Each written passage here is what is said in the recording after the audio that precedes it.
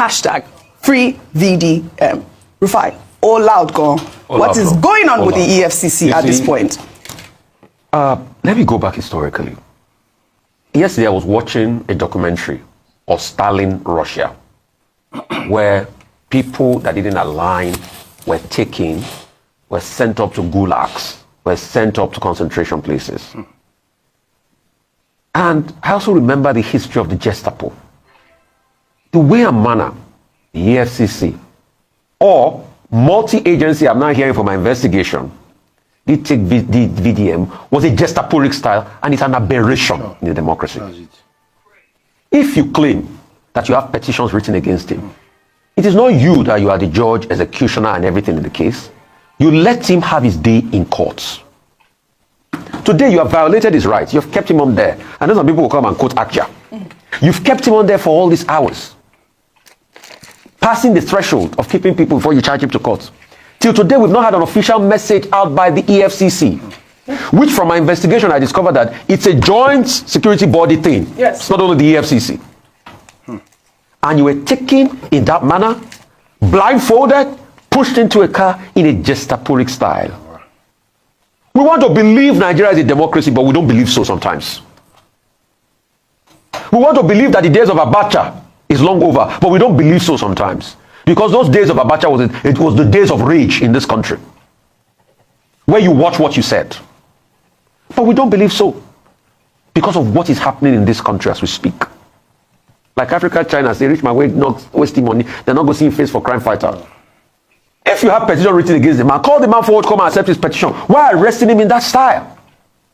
Until today, after many hours, the EFCC nor any government agency have not issued a statement. Yes, we've reached out to them. We have a right to hear from them. I have also reached out to the people I know in the EFCC. Yes. They've not issued a statement today. They've not issued a statement till now. So it is a very sad one for Nigeria. And the question is VDM to deal? Who is next? When are they going to do right? In this is a country, we see how people violate the law and they move off. It's in this country we had Yaya Bello that could resist arrest. We are not saying please don't investigate him based on petitions written. All we are saying is do it in a clean way. That's it. And let the rule of law take its course. Let him have his day in courts. All right, well, Vimbai, in the wake of all that drama, an old video of the late Afrobeat legend Fela Anikulapo Kuti during a tour with his Africa 70 band in Berlin in 1978, where he told the audience about what happens when you speak the truth, has gone viral. Let's take a look. When you are revolutionary and you talk the truth, people will come and slap you down. Then you talk the truth again, they lock you in jail. Then when you are very strong and you talk again, they may kill you. They may even burn your house down, like they burnt my house down at home. Now, when they burn my house finish, some friends who are very Africans know they are very afraid of life. Hey fella, yourself, don't talk the truth again. You see, they come and tell you not to say the truth again. Then I tell them, I say, them never hear anything at all. Then go hear pansa pansa. Pansa pansa means they will hear more and more and more until they can hear no more, because the truth can never die. The late Afrobeat legend, the truth can never die. You always know that he spoke truth to power, and we're seeing that the very dark man also was following in his footsteps.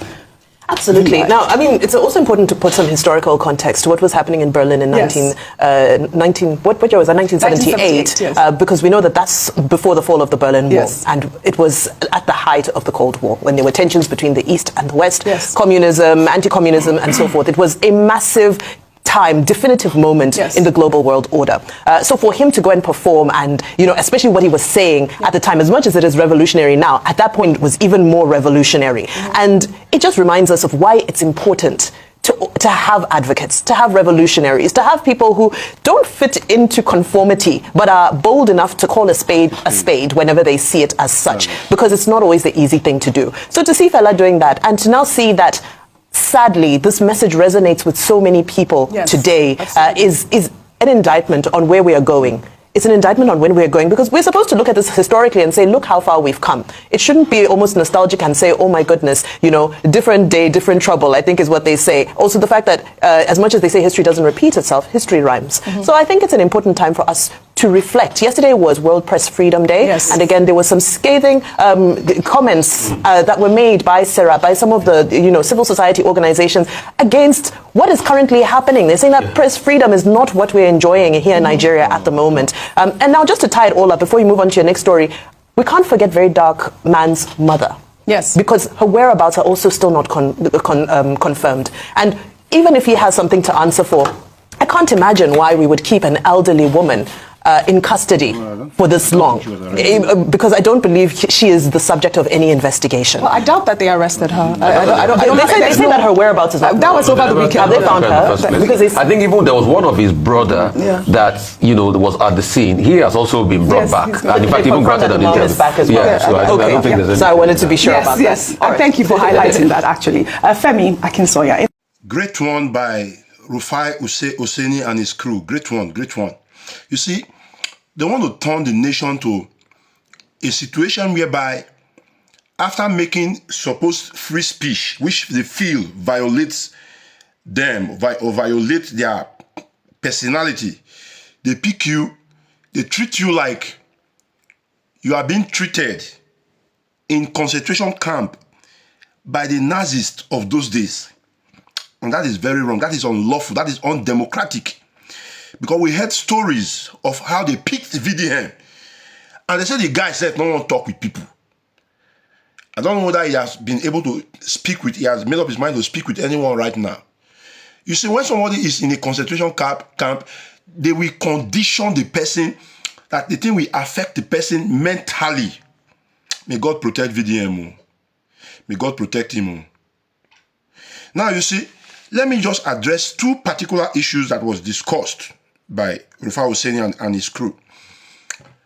About the arrest, it is commonly learned that it was not only EFCC that went for VDM. In fact, they said there is a popular report that DSS were the ones who even arrested him after he came out from GTB.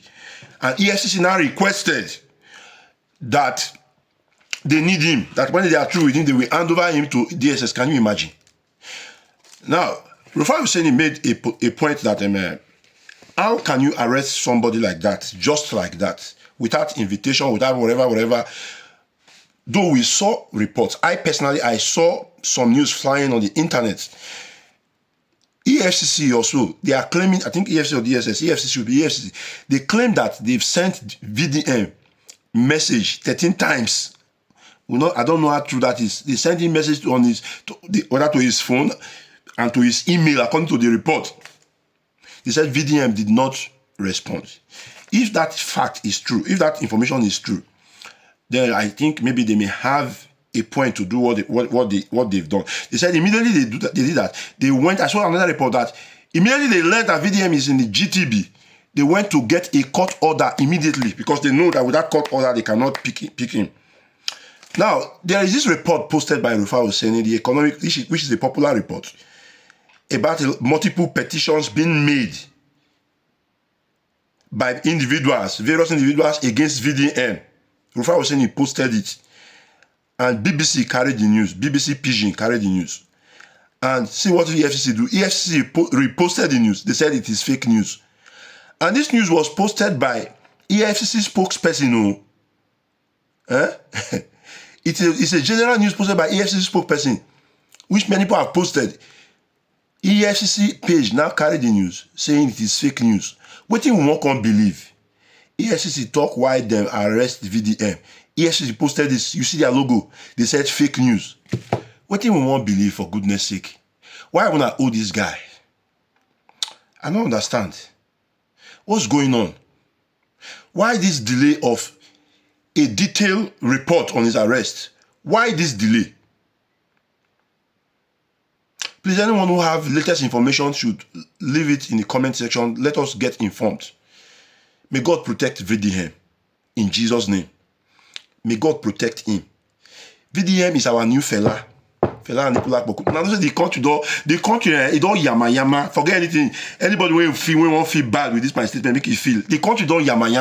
The yama more. The country don't budget. Believe what I'm telling you. And when we see people with voices like VDM, we should encourage it. We should encourage it. Because he is one of the very few Fela Kuti that we have today in the nation. Yes. Yes. Though he need to take caution when he finally gets released. But we should encourage him. We should encourage him.